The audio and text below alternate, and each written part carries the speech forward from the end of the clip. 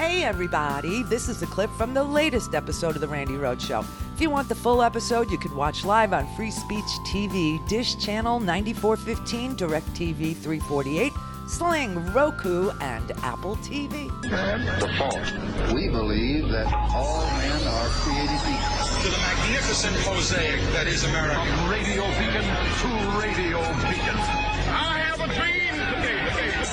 Change has come to America. Believe me. Knock, knock.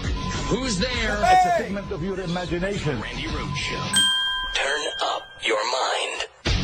Are scrambling to figure out their next steps for countering the push for impeachment. One person close to the White House telling NBC there is rising anxiety, unease, and concern inside the White House that the whistleblower's allegations will seriously wound the president. One source familiar with the situation described to NBC a sense of, quote, total panic over the past week at the lack of a plan to address this new reality. Another person familiar with the discussions described the mood inside the White House as shell-shocked, with increasing wariness that as the impeachment inquiry drags out, the likelihood increases President Trump could respond erratically and become, quote, unmanageable, as if that hasn't already happened. According to the Washington Post, Trump's advisors are envisioning a split-screen strategy in the coming weeks. The Post noting Trump is considering stepping up his fall schedule of campaign rallies to galvanize his supporters outside Washington and to portray House Democrats as liberal insiders who are focused on impeachment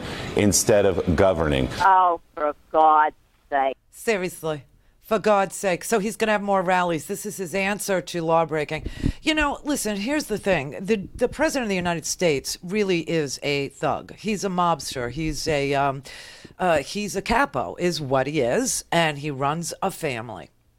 He thinks that the law is for suckers.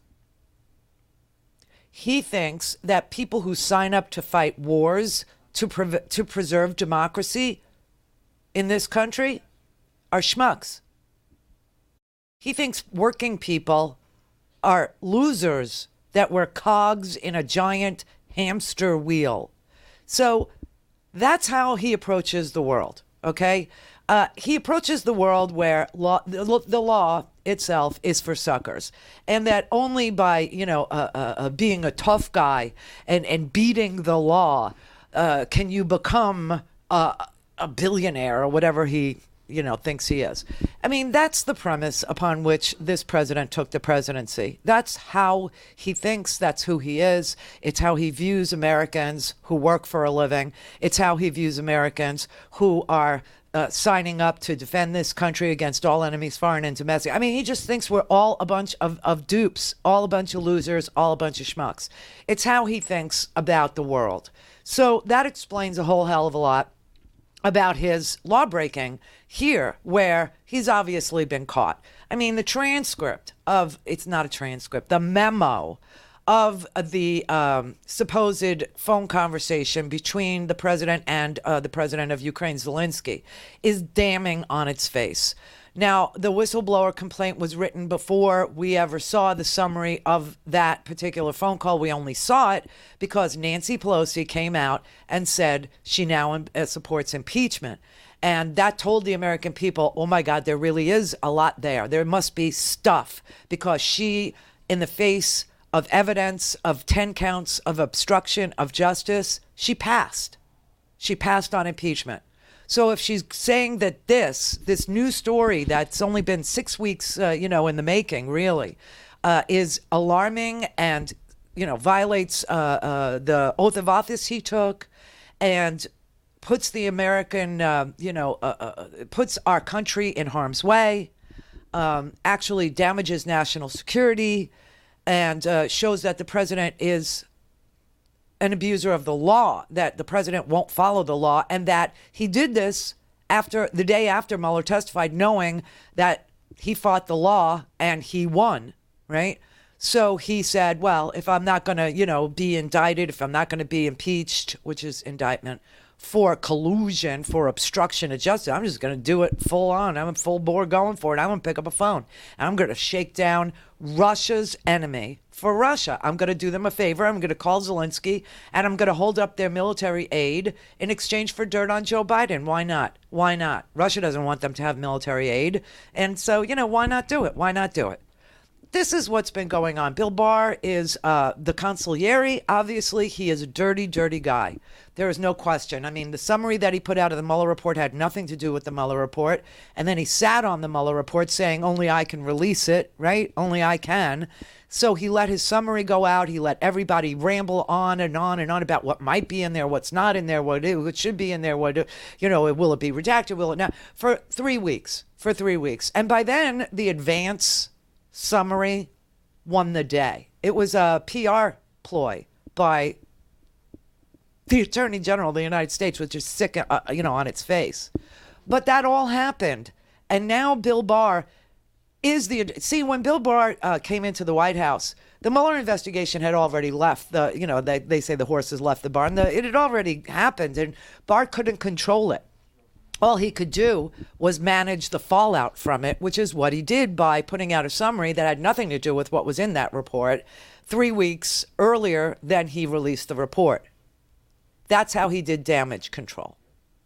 But in this particular case, with the shakedown of Ukraine and a new president of Ukraine, a reformer, a non-politician who had never, ever been around politics, who was elected in a landslide, Bill Barr was involved at the very beginning. He had complete control over all this.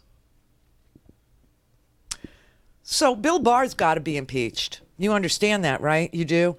I hope you understand. Yesterday somebody asked me, so who prosecutes? And I said, I don't know. Well, obviously it's only Congress. That's all we have. And of course, all Congress can do, the House can indict. That's all the House of Representatives can do, is it can indict. And then it's going to be up to the Senate to hold a trial, and to be the jury and to either vote to up or down to remove the president or not.